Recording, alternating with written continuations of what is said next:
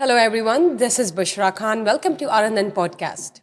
नाजरीन, पीएसएल मुल्तान सुल्तान के ऑनर अली तरीन और पीएसएल मैनेजमेंट के दरमियान कशीदगी।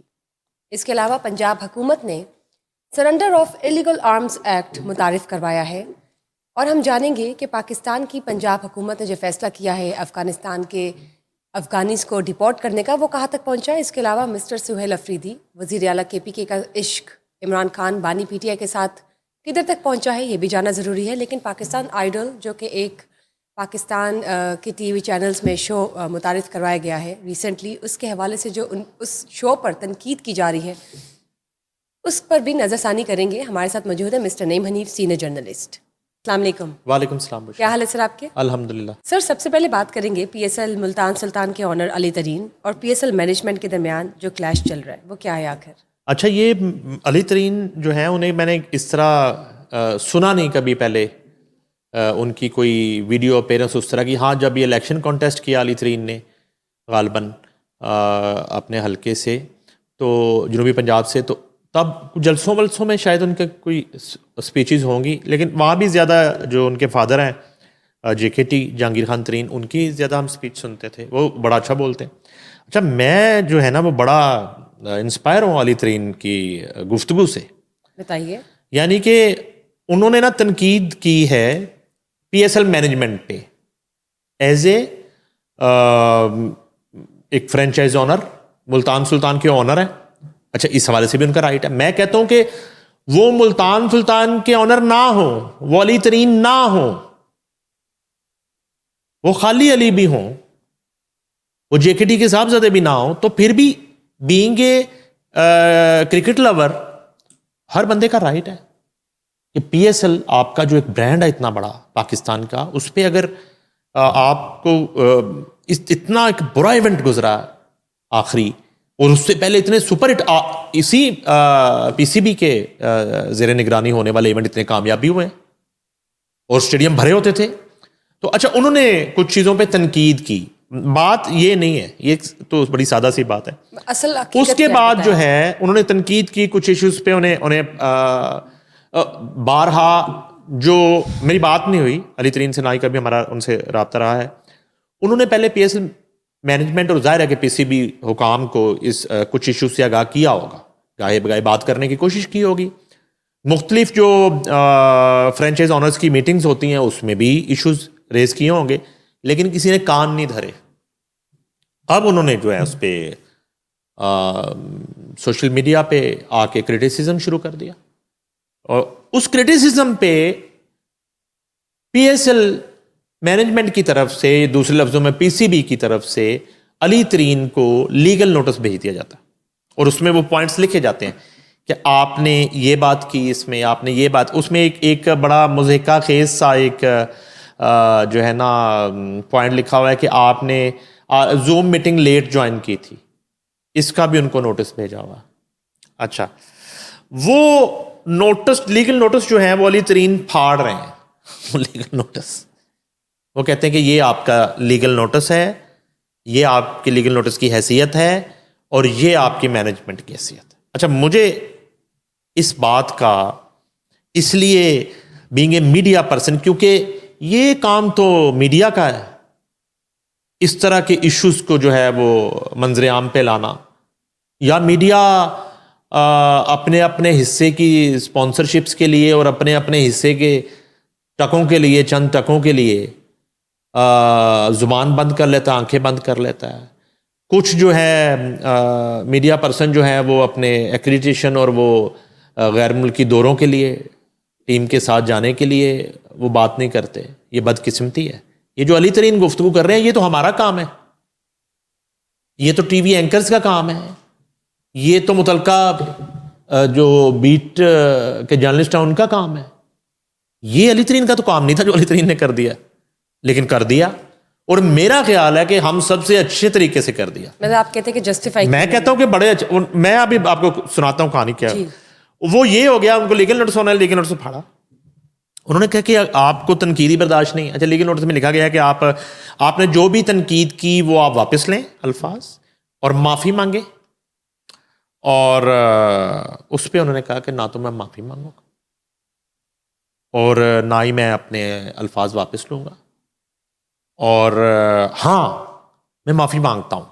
अब यहाँ से एक अली तरीन जो है ना, मुझे कोई बॉलीवुड के एक्टर जैसे एक्सप्रेशन अली तरीन के लगे। ठीक। अब यहाँ से उनके अंदर एक कमाल किस्म की जो है नया ना character एक्सप्रेशन, आता है उनमें। करेक्टर एक बिजनेसमैन से निकल के अब वो एक करेक्टर में अली तरीन कन्वर्ट होते हैं। वो कहते हैं कि Dramatic। हाँ, कहते हैं कि अच्छा, पहले तो अपना मुतालबा बताते हैं कि पीएसएल मैनेजमेंट को वो कहते हैं कि क्वालिफाइड और मेरिट पे नहीं है ये तैनातियां इनकी, ठीक है, ठीक। सिफारशी लोग हैं ज़्यादा, एक उनका ये है। अच्छा, उसके पीछे सारे मुहर्रकात हैं जो वो आगे बताते हैं। अच्छा, कहते हैं चलो मैं माफ़ी मांगता हूँ इसलिए कि जो ओपनिंग सेरेमनी थी ना, वो आपने इतनी अच्छी की, पीएसएल की तारीखी ओपनिंग सेरेमनी थी वो कहते हैं, जिसमें लिपसिंग की जा रही थी। ये चीज़ हमने तवज्जो नहीं किया भी इस चीज़ पे। वो कहते हैं जी पीएसएल की, गुज़िश्ता पीएसएल की ओपनिंग सेरेमनी में इतना पैसा दे के आर्टिस्ट जो बुलाए गए, अब वो मुझे तो आर्टिस्ट भी अभी याद आना शुरू होंगे, वो लिपसिंग कर रहे थे। अली तरीन कहते हैं ये इतना फेक गाना हो रहा था वहां पे, फेक गाना। क्या पाकिस्तान में लाइव सुनने का तो किसी को शौक ही नहीं है, कोई गाना सुनता ही नहीं लाइव। पाकिस्तान की जो लाइव सुनवैये हैं और लाइव जो सुनने वाली ऑडियंस है वो तो अली तरीन के खत्म हो गई। एक तो मैं माफी इस चीज पे मांगता हूं, वो माफी मांग रहे हैं, कहते हैं आपने फेक गाना सुनाया दुनिया को और लोगों को, शायकीन को, घरों में बैठे हुए नाजरीन को। आगे वो कहते हैं कि जो ड्राफ्टिंग का इवेंट था उसमें वक्त की कोई पाबंदी नहीं की गई, और उसके बाद माइक जो बंद हो रहे थे बार बार, और मिसमैनेजमेंट जो थी उस पर मैं माफी मांग लेता हूं। वो भी कहते हैं मेरा कसूर है, मैं उस पर माफी मांगता हूं। ठीक। अच्छा, उसके बाद कहते हैं कि मैं एक पीएसएल की जूम मीटिंग में बीइंग ए फ्रेंचाइज ओनर, मैं 10 मिनट लेट आया था, जो कि लीगल नोटिस में लिखा गया है। जो लीगल नोटिस फाड़ रहे हैं वो तो बता रहे हैं। तो वो कहते हैं कि मैं उस पर भी माफी मांगता हूं भैया आपसे, पूरी कौम से भी माफी मांगता हूं, पीएसएल मैनेजमेंट से भी माफी मांगता हूं, क्योंकि ये मैं 10 मिनट लेट हो गया था। नोटिस आया। उधर जो ड्राफ्टिंग वाले इवेंट में जो ताखीर और चीज़ें और मिसमैनेजमेंट, यानी कि उससे पहले वो भी डिस्कस करते हैं। अच्छा, उसके बाद वो कहते हैं कि जो उसमें गेस्ट ठहराए गए पीएसएल के, वो उसमें कोई कोऑर्डिनेशन नहीं थी, यानी कि टीम्स जो है वो किसी और होटल में थी, और मैनेजमेंट जो है वो किसी और होटल में थी, और दूसरे क्रू जो है किसी और होटल में थे, जबकि ऐसा कभी होता नहीं है। एक हर जो है वो फ्रेंचाइज की और मैनेजमेंट की और इवन पीएसएल मैनेजमेंट की कोऑर्डिनेशन वो उसी वक्त हो सकती है जब एक ही उस बिल्डिंग में या उस बाउंड्री में आप हो। अच्छा, कहते हैं मैं उस पर भी माफ़ी मांग लेता हूँ। अच्छा, उसके बाद वो कहते हैं कि जो क्लोजिंग सेरेमनी में कोई लंबे बालों वाले किसी शख्स ने डाइव मार के पानी से ट्रॉफी निकाली, कहते ये पता नहीं क्या था, ये क्यों था, बल्कि ये अली तरीन कह रहे हैं, कहते मैं उस पर भी मैं माफ़ी मांग लेता हूँ। ठीक है। अच्छा, वो जो तमाम तर उनकी नज़र में, अली तरीन की नज़र में जो तमाम तर बद इंतज़ामिया, मिसमैनेजमेंट्स, और उसके बाद वो कहते हैं कि मैंने ये कहा था कि ये जो पीएसएल है ये कामयाब नहीं होगा, ठीक है, और वो कामयाब नहीं हुआ। फ्लॉप 3 जो था ना ये वाला पीएसएल था आखिरी वाला, तो मैं उस पर भी मैं माफ़ी मांग लेता हूँ कि मैंने ये कह दिया था। उसने कहा क्योंकि इसलिए माफ़ी मांग रहा हूँ कि मैंने कहा था कामयाब नहीं होगा जिस तरह आप कर रहे हैं, और अगर आप चीज़ें दुरुस्त नहीं करेंगे तो ये कामयाब नहीं हो सकता, जिस फॉर्मूले पे आप चल रहे हैं ये कामयाब नहीं हो सकता। तो चूंकि मैंने कह दिया कामयाब नहीं होगा, उसके बाद तो लाइनें लगी हुई थी, शहर बंद थे, सड़कों पे लाइनें थी, और स्टेडियम भरे हुए थे। खासतौर पे कराची स्टेडियम का जिक्र कहते हैं वो भरा हुआ था, जबकि इसके उलट था सब कुछ। जबकि आपको याद है सब कुछ उलट था। अच्छा, वो कहते हैं इस पे भी मैं ही माफी मांग लेता हूँ, चलें, जिसके हाथ में फ्लैग होगा उसको एंट्री मिल जाएगी। हाँ, इस तरह की सिनेरियो। तो अच्छा, ये तमाम तर चीजें उन्होंने बड़े ही एक फिल्मी अंदाज में पिन पॉइंट करके, तो कहते हैं ये सारी चीजों की मैं ही पीएसएल इंतजामिया से माफी मांग लेता हूँ, मुझे माफ कर दें भाई, ठीक है। और आपको मेरी तनकीद इतनी चुभ गई है। अब जो है मैं इसमें ये बात देखें, हमारे यहाँ ना एक तनकीद, मुस्बत तनकीद जो है बर्दाश्त करने का भी वो हौसला नहीं है। ये पॉलिटिशियंस में होता है, जमातों में होता है, फिर पीका जैसे कवानीन आ जाते हैं और कभी उनका नाम पैमरा ऑर्डिनेंस रख दिया जाता है, कभी उनका नाम फेक न्यूज़ एक्ट रख दिया जाता है। ये सूरतें शक्लें बदल बदल के ये आते हैं। मुझे फिर वो याद दिलवाना पड़ता है, यही पीका एक्ट जो था उस वक्त इसे पैमरा ऑर्डिनेंस कहते थे। इस एक्ट के ख़िलाफ़ जो एहतजाज हो रहा था, उस एहतजाज में बेनज़ीर भुट्टो शहीद ने शिरकत की थी और वो तशरीफ़ लाई थी लाहौर प्रेस क्लब हमारी दावत पे और मैंने उनको रिसीव किया था।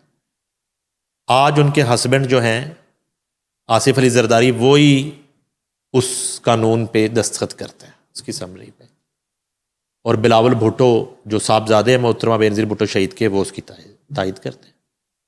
वो पार्ट ऑफ फेडरल गवर्नमेंट है। जिला वतनी के बाद परवेज़ मुशर्रफ के मार्शल लॉ में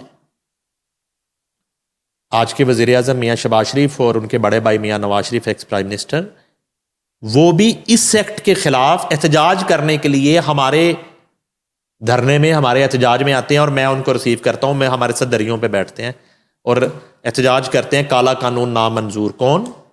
prime minister of Pakistan Shahbaz Sharif और नवाज शरीफ। उस वक्त उनके लिए ये कानून काला था।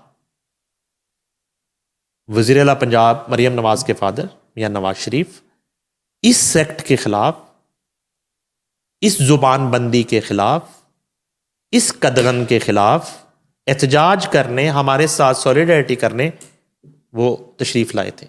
आप निकाल के देख लें रिकॉर्ड।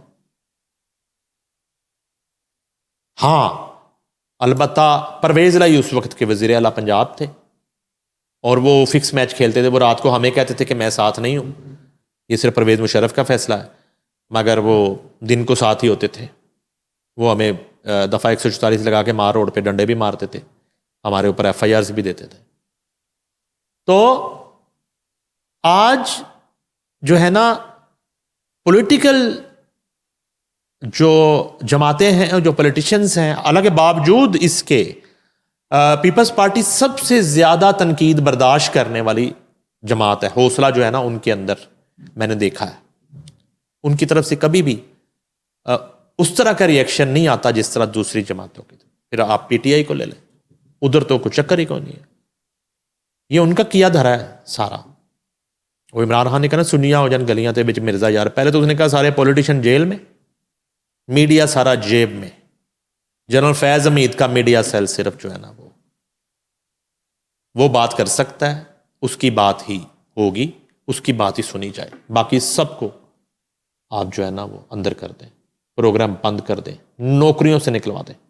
मैं कितने एंकर्स बताऊं जो इमरान खान ने डायरेक्ट मीडिया ऑनर्स को फ़ोन करके नौकरियों से निकाल दिया। अब सवाल यहाँ पे ये बनता है कि मीडिया ऑनर्स जो हैं वो हुक्मरानों की बात मान के अपने इतने इतने सीजन जो हैं जर्नलिस्ट और एंकर्स को क्यों नौकरियों से निकाल देते हैं? सवाल है। क्योंकि वो काने हैं, वो काने हैं, वो काने हैं।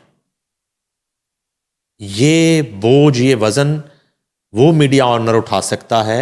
इस ऐसी कॉल को वो मीडिया ऑनर बर्दाश्त कर सकता है जिसका दामन साफ होगा,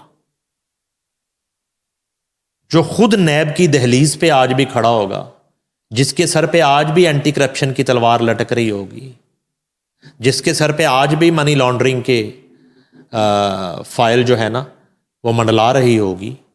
वो कैसे उस फोन कॉल पे इनकार कर सकता है कि मैं अपने फलां एंकर को नहीं निकालूंगा? तो PTI के दौर में मीडिया पर्सन्स को नौकरियों से निकलवा दिया गया मालकान को कह के, और जो मालिक बात नहीं मानता था उसके खिलाफ जो है वो कार्रवाइयां की जाती थी, केसेस बनाए जाते थे। मीर शकील रहमान ने 9 माह तकरीबन मेरा ख्याल है जेल काटी, बात नहीं मानी इमरान खान की, जनरल फैज हमीद की। हमारे सामने एग्जाम्पल है, लेकिन जेल काट ली। शाहजेब खानजादा को ऑफेयर नहीं किया, हमद मीर को ऑफेयर नहीं किया। अब मैंने दूसरे कुछ नाम लेने पड़ेंगे जिनको ऑफर कर दिया गया जिन जिन इदारों में। बताइए। चलें उसके लिए ना ये वेस्टेज ऑफ टाइम है, क्योंकि ये तो एक हकीकत है, ये तो एक हकीकत है। तो 90% मीडिया जो है उसके ऑनर्स का मीडिया से कोई ताल्लुक नहीं है, असल बात यह है। और 95% मीडिया ऑनर्स इस वक्त आज़ाद ना घूम रहे होते अगर उनके मीडिया हाउसेज ना होते। आगे चलें, बस इतना ही है। चलें, जो आप बात कर रहे हैं मैं चाहूँगी कि हम नेक्स्ट सेशन में ज़रूर डिस्कस करें। सर, पंजाब हुकूमत की बात करते हैं, उन्होंने surrender of illegal arms act introduce करवाया है, उस हवाले से बताइए। ये देखें, ये कड़ियाँ हैं सारी पंजाब हुकूमत की तरफ से।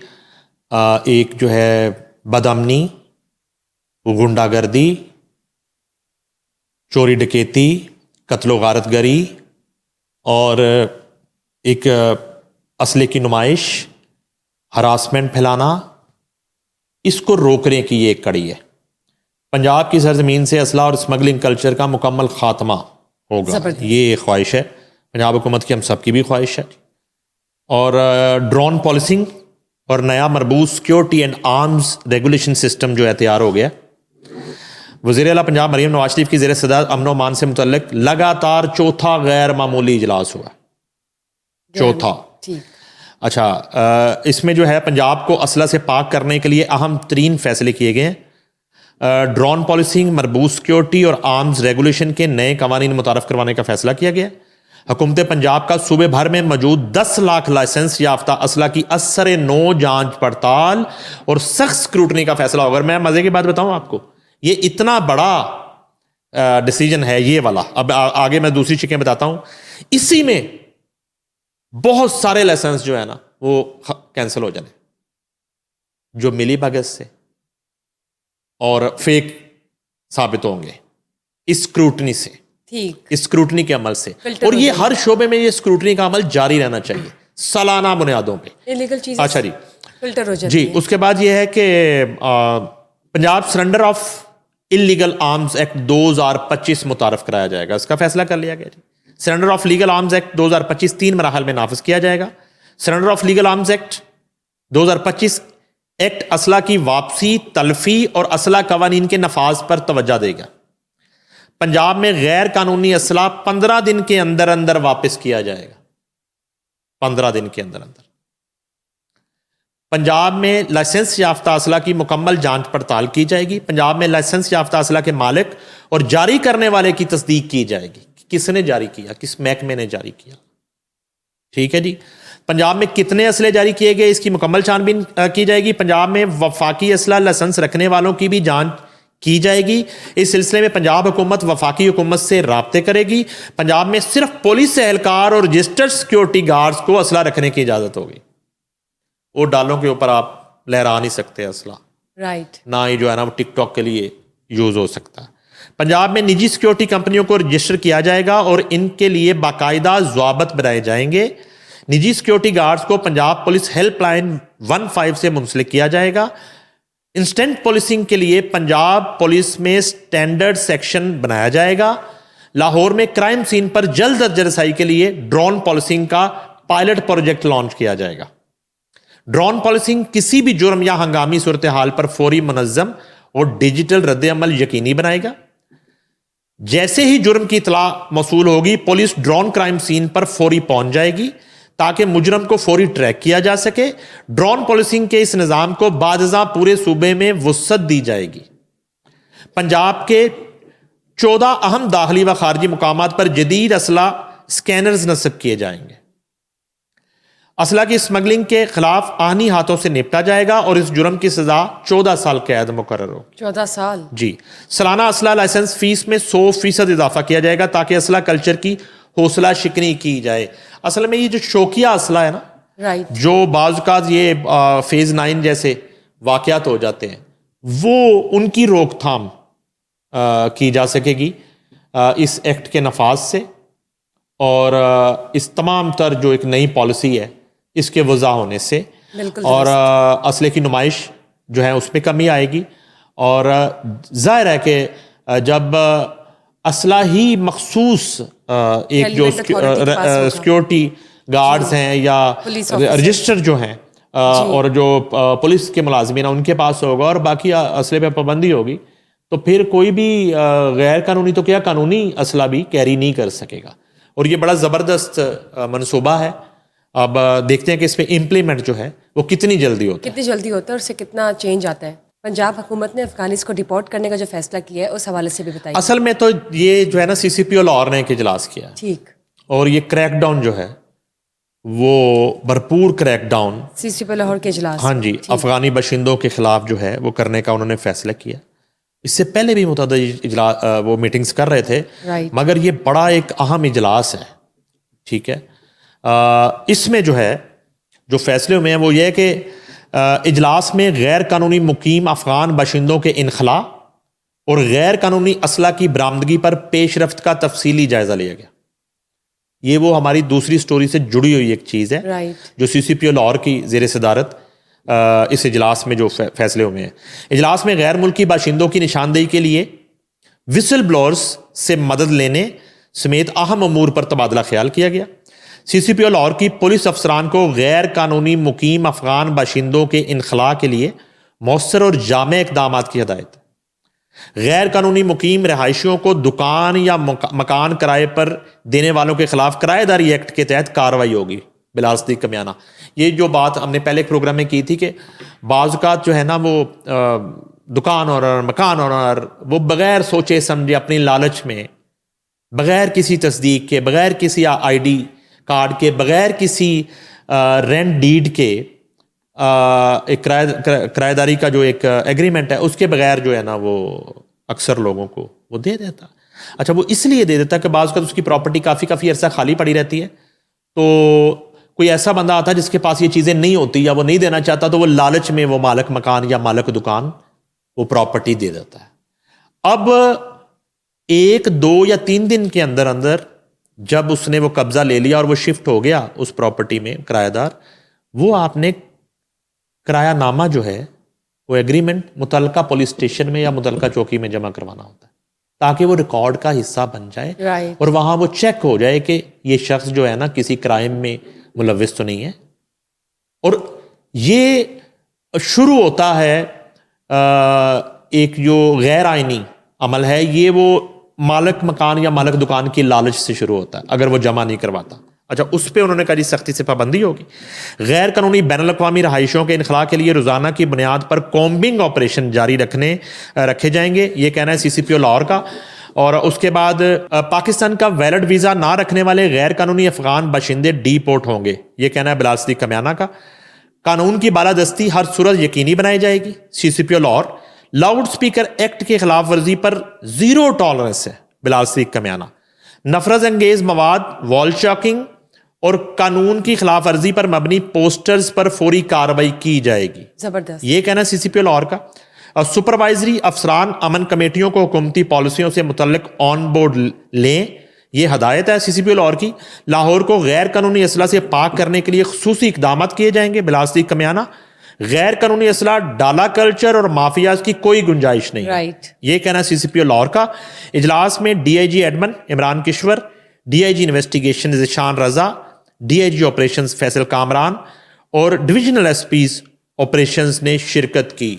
और ये बड़े अहम फैसले जो हैं, ये भी एक अमन व अमान से जुड़ी हुई सूरत हाल और जो अफगान बाशिंदों के गैर कानूनी अफगान बाशिंदों के इनखला का मामला है, लाहौर की हद तक जो है वो अब CCPO लाहौर ने बेड़ा उठाया और उन्होंने अपनी एक जो रोड मैप है, अपनी स्ट्रैटेजी, वो उन्होंने अपनी टीम के साथ जो है वो डिस्कस की है। और अब इस पे जाहिर है कि फौरी अमल दरामद शुरू हो गया। बिल्कुल। और आपको इतलाएं मिलना शुरू हो जाएंगी। जिस तरह हमने ये इजलास की कार्रवाई बताई है, नाजरीन को हम बताएंगे कि कितनी कार्रवाइयाँ डेली बेसिस पे हो रही हैं, कितने बाशिंदे जो गैर कानूनी जो है ना वो उनको हिरासत में लिया जा रहा है, कब कितने को डिपोर्ट किया जा रहा है, कितने जो है ना खुदा न खास्ता किन किन क्राइम में मुलव्वस पाए जा रहे हैं।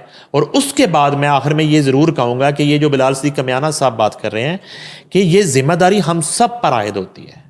ये कारोबार है, प्रॉपर्टीज़ को किराए पे देना बिजनेस है और ये चल रहा है शुरू से ही, मगर उसमें आपको जिम्मेदारी का मुजाहरा करना होगा कि आप लालच, पैसों के लालच के लिए अपने किराए के लालच के लिए ऐसे लोगों को जिनकी आपके पास कोई शनाख्त नहीं है, कोई आइडेंटिटी नहीं है, कोई CNAC नहीं है, कोई एग्रीमेंट नहीं है, आपने जो है ना वो पुलिस रिपोर्ट नहीं की, तो ये फिर आप भी उतने ही जिम्मेदार हैं और ये मालिक मकान और मालिक दुकानों के खिलाफ भी कार्रवाई होनी। बिल्कुल दुरुस्त। और ये रेलिवेंट भी है सरेंडर ऑफ इलीगल आर्म्स के Exactly. जो आपने अभी पॉइंट्स बताए। Exactly. बिल्कुल ठीक, पंजाब को क्लीन करने के लिए, प्रोटेक्ट करने के लिए।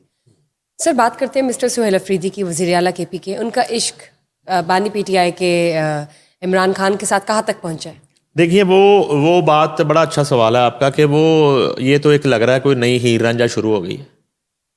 ये सुहेल अफरीदी ने आके ना वो आशिक इमरान हूँ मैं और मैं जो है ना वो लड़ मर जाऊंगा मैं फलां बिल्कुल, क्या चक्कर है? यार अली, मुझे ये नहीं समझ आती कि इमरान खान को और PTI को अली मीन गंडापुर के इश्क पे कोई यकीन नहीं था। उनका इश्क क्या कोई फेक इश्क था, कोई पैसों वाला इश्क था, कोई या इश्क बिका हुआ इश्क था, झुका हुआ इश्क था, सिंसियर नहीं सहमा हुआ इश्क था, सिंसियर नहीं थे। डरा हुआ इश्क था, इश्क में खोट था। अली मीन गंडापुर भी यही बातें करते थे, सुहेल अफरीदी भी यही बात करते। अली मीन गंडापुर भी कहते हैं मेरा लीडर है, मुझे इश्क है। सुहेल अफरीदी भी वही बातें कर रहे हैं। फर्क क्या है? हमें रोज ये बात करनी पड़ती है। तो वो सुहेल अफरीदी जो है ना उनकी आनिया जानिया और जुबानी जमा खर्च है, बढ़के हैं और इश्क है बानी चेयरमैन से। पर ज़रा सुहेल अफरीदी के सामने ये सारे जो है ना केसेस रखे जाएं कि आप के जो माशूक है बानी चेयरमैन जिनसे आपको इश्क है या आप उनके माशूक है, पहले तो ये भी क्लियर होना चाहिए कि आशिक कौन है, माशूक कौन है। अच्छा, वो केसेस पे किसी दिन प्रेस कॉन्फ्रेंस करें सुहेल अफरीदी, हर केस को सामने रख के और बताएं कि कौन सा केस उन पे गलत बनाया गया। मैं ये बड़ी एक न्यूट्रल बात कर रहा हूं। बीइंग CM KP के और आशिक इमरान जो हैं सुहेल अफरीदी, सारे केसेस सामने रखें, ठीक है? क्योंकि ना तो उनको अदालतों पे यकीन है, ना उनको किसी हुकूमत पे यकीन है, ना उनको किसी GIT पे यकीन है, ना ही उनको सिस्टम पे यकीन है। सिस्टम वही है जो इमरान खान के साथ हो, अदालतें वही हैं जो इमरान खान के हक में फैसला करें, GIT वही है जो इमरान खान के कहने पे फैसले करें, इदारे वही हैं जो इमरान खान को गोद में उठा के फिरें, कांधों पे बिठा के फिरें, अदरवाइज वो किसी को मानते नहीं हैं। तो कितना अच्छा हो कि सुहेल अफरीदी जो है ना एक प्रेस कॉन्फ्रेंस करें, तमाम तर केसेस जिनकी वजह से वो जेल में 1.5 साल 2 साल से, वो सामने रख लें। हमें एक एक केस का बता दें कि भाई ये जो केस है ना 9 मई, इसमें इमरान खान कहीं भी नहीं है। कम से कम चलें, आप हिम्मत करें, ये तो बता दें कहाँ पे उनके साथ जो है ना कोई गैर आईनी अमल हुआ, कहाँ पे कानून के मुताबिक कोई कार्रवाई नहीं हुई, कौन सा फैसला जो है वो पाकिस्तान के कानून से हटके जो है हुआ, कौन सी सजा उनको पाकिस्तान के आइन के मुताबिक नहीं हुई। तो शाखाना केस लेके हमारे साथ डिस्कस कर लें, बताएं कि इसमें जो है ना वो घड़ी की सुई ऊपर से शुरू नहीं हो रही, नीचे से शुरू हो रही थी, और जब वो घड़ी मंजरे आम पे आई, जब उनको मिली तो 12:34 थे घड़ी पे टाइम, खाना काबा मॉडल की जो घड़ी थी। और जब बिकने गई, बुशरा बीबी ने भेजी तो 1:40 हुए थे। जब जुल्फी बुखारी के हाथ में पहुंची तो 2:15 थे। और जब दुबई शेख उमर फारूक जहूर ने खरीदी तो सुबह के 5 बज चुके थे घड़ी पे। तो हमें घड़ी का टाइम ही बता दें, हमें तोशा खाना की जो बाकी चीजें हैं जो बेची हैं उन्होंने, जो साबित हो चुकी हैं, वही बता दें, कुछ तो बताएं। या सिर्फ आपका इश्क है, साइफर की बात कर लें, कहां से शुरू हुआ। और मेरा ख्याल अब तो आपको काफी बेहतर साइफर की ब्रीफिंग हुई है कुछ अर्सा पहले कि साइफर था क्या, किस फाइल से किस शख्सियत ने निकाल के कहा था कि आपने ये फाइल पढ़ी नहीं मिस्टर प्राइम मिनिस्टर, ये देखें इसमें ये एक पेज, इसको पढ़ लें। और साथ ये भी कहा था कि सर ये रूटीन की एक कार्रवाई है। True. इस तरह की डिमांड्स जो हैं ये रूटीन की बात है और उसमें कोई ऐसी बात नहीं थी। और ये उन्होंने कहा ये मुझे दे दें, और उसके बाद जो है साइफर लहरा दिया जाता। आप 9 मई पे आ जाए, जो कुछ 9 मई के दिन हुआ, तो आप कह दें साफ, और आपका लीडर भी आके कह दे कि मेरा इससे कोई ताल्लुक नहीं, और जितने लोग इसमें इन्वॉल्व हैं उनको सज़ाएं सही हो रही हैं, करार वाकई सज़ाएं दी जाए, उनको इबरत का निशान बनाया जाए। ये मुल्क की सालमियत पे हमला था, इदारों पे हमला था, और मैं इसकी मजम्मत करता हूँ। कह दें, आपके जो आशिक हैं या मशूक हैं वो आके कह दें, और आप भी कह दें कि उनका कोई ताल्लुक नहीं है, बाकी सब ने जो किया है वो किया है, कि वो इनोसेंट है। और हाँ, वो डिसऑन कर देना। असल में इमरान खान और सुहेल अफरीदी 9 मई के जो मुलजमान और मुजरमान हैं उन्हें डिसऑन कर दें। कह दे इमरान खान हसान न्याजी तो मेरा भांजा ही नहीं है, मैं हफीजुल्लाह न्याजी को जानता ही नहीं। डॉक्टर यासमीन राशिद कौन है? गंजनी बन जाए थोड़ी देर के लिए। गंजनी आपको याद है? गंजनी थोड़ी देर के लिए गंजनी बन जाए, भूल जाए, कहीं मैं इनको जानता नहीं। एजाज चौधरी कौन है? महमूद रशीद कौन है? उमर चीमा कौन है? पहले भी तो बड़े लोगों ने कुर्बानियां दी, आप भूल ही गए ना उनको सबको, कुर्बानियां देने वालों को। बुनियाद के जिन पत्थरों पे ये इमारत खड़ी है आज, पीटीआई, उन सबको आप भूल गए, तो इनको भी भूल जाए, जान छुड़ाएं अपनी। कहीं मैं इनको जानता ही नहीं, पहचाने ही ना उनको। एक मेडिकल रिपोर्ट ले आए, पहले भी तो आप बनाते हैं मेडिकल रिपोर्ट्स, आप क्या भूलने की आदत है? मुझे याद नहीं पड़ता ये कौन लोग हैं सारे, ये दीवाने खुद ही कहीं परवाने जल गए शम्मा के आगे। तो इस तरह कर दें, जान छुड़ाएं। ये सारा ड्रामा करने का, रोज थिएटर लगाने का, उसका क्या फायदा आपको? तो मेरी नजर में नए नौब्याख्ता वजीर आला केपी के जो ना, इज एक्सपोज्ड, मतलब आपको कहते कोई टोटली एक्सपोज्ड। फायदा नहीं है। नो नो नो, असल में उनकी बॉडी लैंग्वेज भी साथ नहीं दे रही। शहरियार अली मीन गंडापुर की फिर भी जो है ना वो थोड़ी एक्टिंग चल जाती थी, वो एक सुल्तान रही वाली मतलब ना। आप कह रहे हैं कि और सुहेल अफरीदी को कोई सीरियस भी नहीं ले रहा। मैं मजे की बात बताऊं आपको, ना वफाकी हुकूमत से कोई उस शख्स का जवाब दे रहा अभी तक, इसका इंतजार है। ना ही कोई इधर से पंजाब से कोई जवाब जा रहा, ना सिंध से जवाब जा रहा। मतलब आप कह रहे हैं कि it was better to have mister Ali Amin Gandapur. मैं तो यकीन करें, it was at least it was better to have अब नहीं, वो मछलियां तो एक ही घड़े की हैं दोनों, मगर कंपैरिजन में ना, ठीक, वो अली मीन गंडापुर का झूठ भी सच लग रहा होता था। ठीक ठीक। बाज़ औक़ात वो इस तरह का झूठ बोलते थे और इस तरह का वो गायब होते थे। उनका गायब होना ही कमाल है। जो यू टर्न होता था क्या जलसों में आने से बचपन में वो खेलते थे ना, वो छुपन छुपाई, याद है आपको? जी। जिस तरह की छुपन छुपाई अली मीन गंडापुर खेलते याद है जी? ठीक हो हैं, ढूंढो तो जाने, राइट, बूझो तो जाने। तो अली मीन गंडापुर का छुपना कमाल था। अब ये जो है आपको लगता है कि जरा सटल सी पर्सनालिटी है और नहीं, ये मुझे बिल्कुल, ये मुझे ना कुमराज सईद, और इनका कुमराज सईद से बहुत ज्यादा गहरा ताल्लुक भी है। टाइम इनका बहुत गुजरा है आपस में, जैसा भी गुजरा होगा, लेकिन ये है कि ये मुराद सईद टाइप कैरेक्टर है हमें ना, वो मजा नहीं आया। यानी कि हम चले तनकीद भी करते हैं, लेकिन देखें एक सूबा है हमारा, उसका एक सीएम है यार, उसके थोड़ा बहुत ना, एक तरफ मरियम नवाज वज़ीर आला पंजाब है, उधर मुराद अली शाह है सिंध में। यार आपको सीएम तो लगाए, पता तो चले कोई सीएम आया। वो नहीं, वो एक जिसको कहते हैं ना थड़िया कारकुन जो होता है मेरे जैसा, उस तरह का बिहेव कर रहे हैं।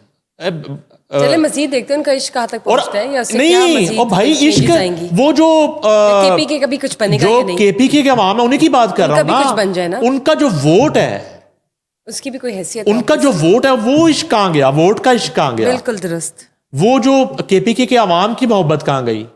उनके बुनियादी हकूक कहां गए? उनके साथ क्या करना है आपने? वो रात को इश्क खा के सोए, अपने बच्चों को माए इश्क पिला के सोए। इस पे तो नहीं दुनिया चलती। वो यानी कि वो केपीके के लोग जो है ना, वो बिल के ऊपर, बिजली के बिल पे इश्क लिख दे, राइट। वो रात को चूल्हे के ऊपर जो है ना हंडिया में इश्क रख दे।